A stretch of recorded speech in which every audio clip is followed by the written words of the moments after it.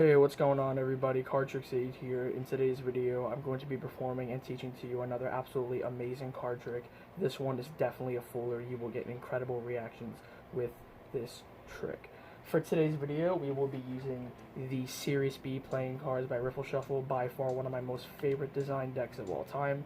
But why do I bring this up? Because recently, Riffleshuffle released Sirius-B V2. It's another really amazing deck, and I highly recommend you pick it up. I will leave the link in the description box below to where you can purchase this for yourself.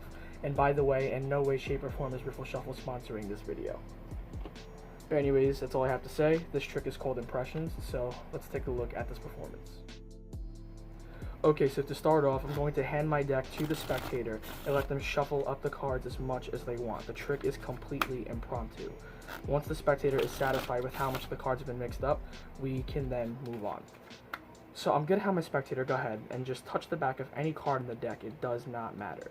Let's say they want to go ahead and pick this card right here, but it really is a 100% free choice. So again, they could have picked absolutely any card. In this scenario, they happen to have picked the Queen of Hearts. And yes, it is okay if I know what the card is for this particular trick.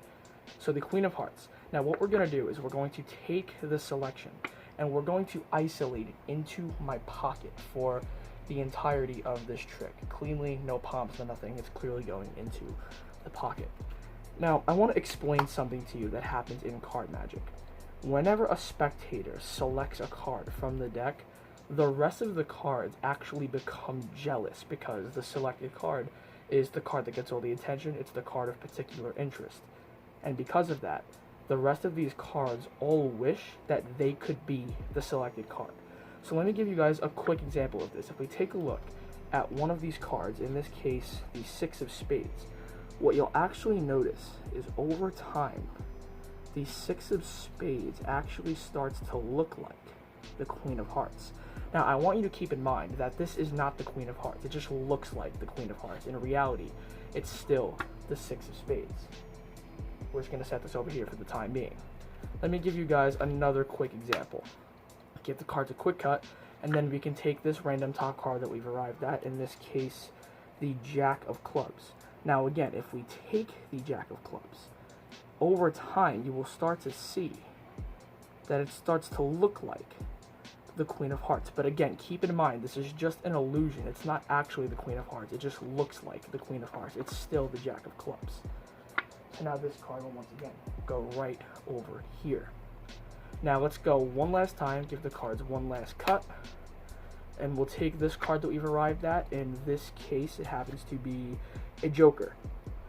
But now again, keep in mind, if you just take a look at this Joker, over time what starts to happen is it'll start to look like the Queen of Hearts. But again, I really want to stress this, that it is not the Queen of Hearts. It just looks like the Queen of Hearts, okay?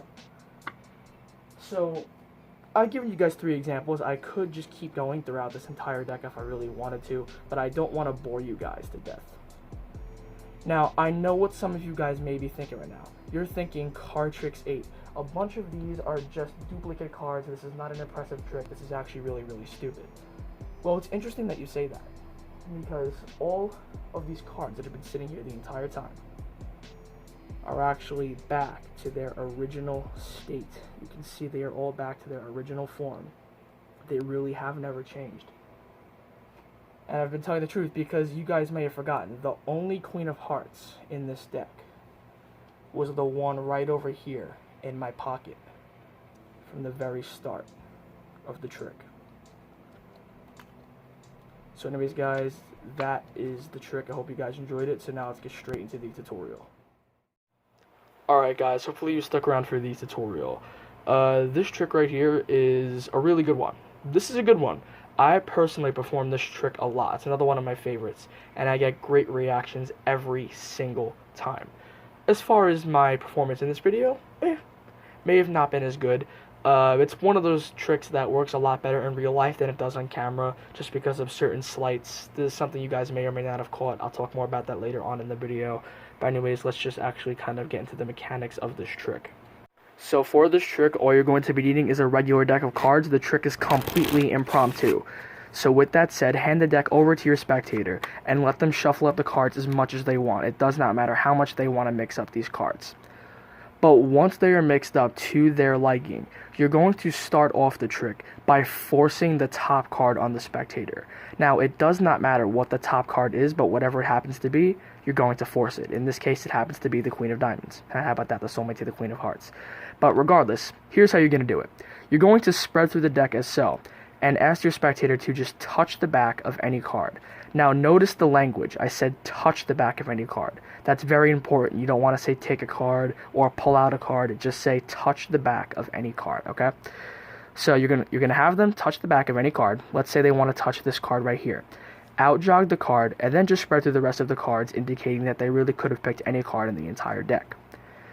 Now, you're going to square everything up and spin the card out. Now, in this case, they happen to pick the Ace of Spades, but you're not going to show them this card. You want to make it look like the card they picked is the card on the top. Again, in this case, the Queen of Diamonds. So the way you're going to achieve this is you're going to just kind of gesture this card toward the spectator, and you're going to be talking to them. And as you're doing this wrist with the deck just kind of turns down casually as so.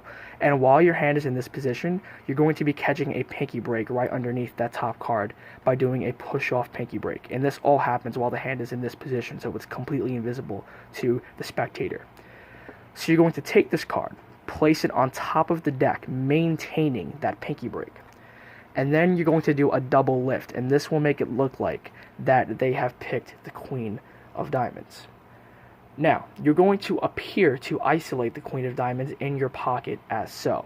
Keep in mind, this is 2 cards, not 1 card, but you're making it look like 1. So you have the double, you take the card, the 2 cards rather, and you turn it over using a double lift as so. Push off what appears to be the Queen of Diamonds, but is actually that Ace of Spades that they pulled out earlier from the deck. And you're going to cleanly put this in your pocket. No palms, no sneaky steals, nothing. This legitimately goes into your pocket as fair as possible. Now, for tutorial purposes, we're just going to pretend that the card box right here is my pocket. But again, you go nowhere near the card box, it just goes in your pocket for real, okay? So here's the scenario. The spectator thinks that their selection is in your pocket right now, when in reality, there is a random card in your pocket, and their selection is still on top of the deck. So from here, you can proceed to shuffle the cards and mix up the cards, cut the cards, do whatever you want with the deck. As long as you maintain their selection on top, then you will be okay to go. I'm not going to go over the pattern in this tutorial just to save time, so in order to get a better understanding of the pattern, just rewatch the tutorial, the performance a few times, and you will get it down pretty easily. So what you're going to do here is you're going to proceed to do a double lift. So it doesn't matter how you want to go about doing the double lift, just do it any way that you want. So now you're showing a random card to be on top of the deck, when in reality, again, you've done a double lift. And now you want to make it look like that this top card changes into their card, in this case, the Queen of Diamonds. Now, the way that you're going to be doing this is by doing an Erdney's color change, which looks a little something like this. Probably one of the easiest color changes in Magic, and this is exactly how you're going to do it. By the way, I know some of you guys already know how to do the Erdney's color change, so just fast forward to this time right here if you already know how to do this. But basically, the way the Erdney's color change is going to work is you're going to hold the deck in a mechanic's grip. You're going to come over with the opposite hand. You want to make sure all your fingers are closed. You're going to push the top card forward, and if all your fingers are closed, this will conceal their selection right underneath it. So your hand's concealing that. Now, once you push this top card forward, you're using this part of your hand right here, pretty much where the end of your fingers are, and you are just sliding out their selection just a little bit. You don't want to slide it out too much, just a little bit. So you slide it out, and then once you slid that out, you're going to move your hand up, and you're going to pull the rest of the card out using this part of your hand right here, pretty much where the end of your palm is. So you pull the card out as so, and now the card is underneath your hand, so you're free to move your hand wherever you want. The spectator will not see this card whatsoever. Once you feel the card click, once you feel the card be free from this top card, you're going to square this card up using your index finger, and then all you have to do is just move your hand over, placing the Queen of Diamonds right on top of it. So one more time, push forward. Use this part to push their selection back. You pull it out. Move up. Use this back part of your hand to pull the rest of it out. Once you feel it free from the top card, you push this card back square with your index finger, and then you move this card right back on top of it. So in full speed, it should look a little something like this. As so. So now once you have completed this Erdney's color change, you're going to get a really nice reaction because the spectator just saw a very visual color change in front of their eyes. But now, once you have completed this color change as so, you're going to do a double lift once again. So I just like to riffle up the back as so, get a break underneath the top two cards, do my double lift, push off what appears to be the Queen of Diamonds is actually that Jack of Clubs, and set it down on the table. Now, you're basically going to repeat this process 2 more times. You're just going to get a double lift any way that you wish. Do another Erdney's color change. Do another double lift. Set down what appears to be the Queen of Diamonds is actually that 3 of Diamonds. Do it one last time. Double lift. Erdney's color change. Another double lift, push over what appears the Queen of Diamonds is actually the Queen of Hearts. So now we have reached a very crucial point in the card trick. At this point, spectators are going to believe that these are all duplicates, and you're going to prove them wrong by showing, nope, these are really back to their original state, and the only Queen of Diamonds we had was the one in my pocket from the beginning. And what's really cool here is because of all of these color changes you've been doing throughout this entire trick, the spectators actually kind of forget that the card was in your pocket to begin with. So when you show them that at the end, it's really going to mess with their head.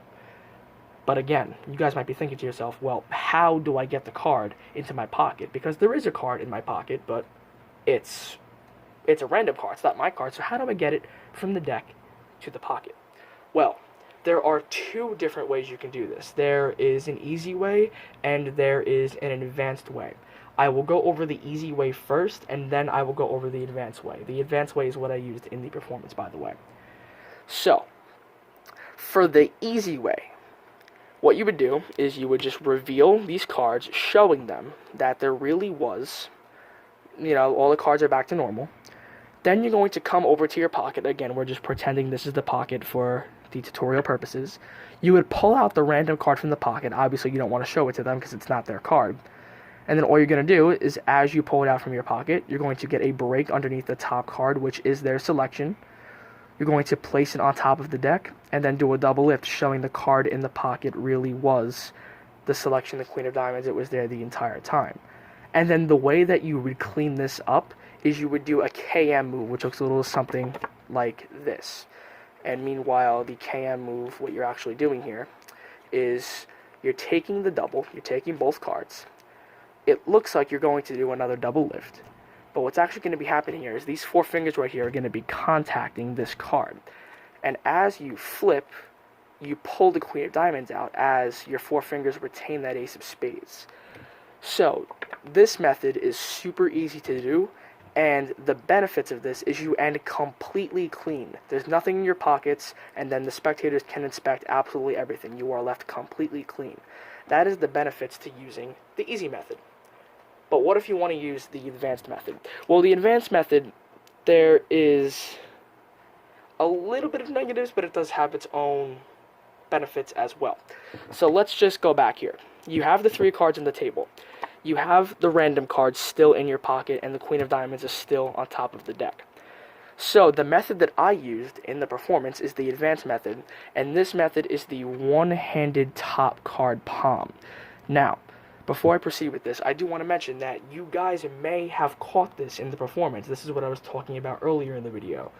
If you guys saw this, then please don't be turned off. Don't think to yourself, oh, Cardtrix said you need to practice a lot more. Sorry about that. Don't think to yourself, Cardtrix said you need to practice a lot more before you show us these card tricks. Come on, man, you got to be better than this. No, please do not think that. The one-handed top palm is one of those moves that requires misdirection to pull off. And because the camera is just staring at my hands the entire time, I can't really misdirect you. The camera doesn't follow my movements. It's just staying in one spot. So with that said, it's one of those moves where in real life it will work 100% of the time. No one is going to catch it at all. But on the camera it doesn't really work as much. Hey, you know what? If you guys didn't see it, then cool. But if you did, then again, don't be turned off by it. So, I'm not going to go over how to do the one-handed top card palm in this tutorial because it is an advanced move and it does require a lot of practice. But I will leave a link in the description box below if you do need a tutorial.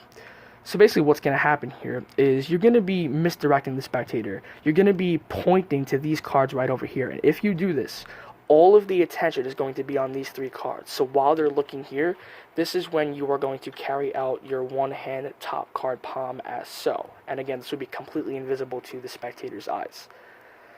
So they're looking over here. You would then show them the cards are back to normal, and for extra misdirection, you can even have them flip over the cards if you want. This will give you even more time to carry out your top palm as so. You would show them, you would set the deck down, maintain the card in a palm position, and this is when you will go to your pocket with the card palmed. So this goes to your pocket. So again, we're pretending this is the pocket. You would go in and then just pull out the card that you palmed, and then yeah, you are left with another really, really nice ending. Now, the only downside to this is you're not left completely clean because you would still have this random card in your pocket. But the benefits to this is it is more fooling. You will fool more people because you don't need to take a card out of your pocket, go to the deck, and then do a turnover. You can literally just take the card out of the pocket and show it.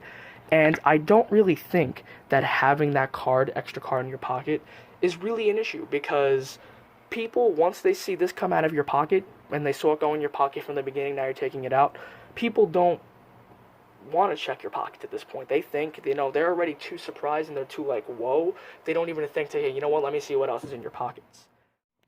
Alright guys, so that is going to wrap up this card trick. I really hope you guys enjoyed this one. I do apologize if this wasn't the best video I've ever made. I film all of my videos in my basement here, and being that it is summertime, it does get extremely hot down here, and it does become a little bit difficult for me to focus as I'm filming my tutorials. So yeah, again, apologies if it's not the best video I've ever made, but again, everything will still continue to be normal from here on out. And again, hopefully you enjoyed enough to give it a like, comment something, share the video with your friends, and of course subscribe if you aren't already. So yeah, that's pretty much it for this video, and I'll see you guys in the next one. Cardtrix 8, signing off. Peace out.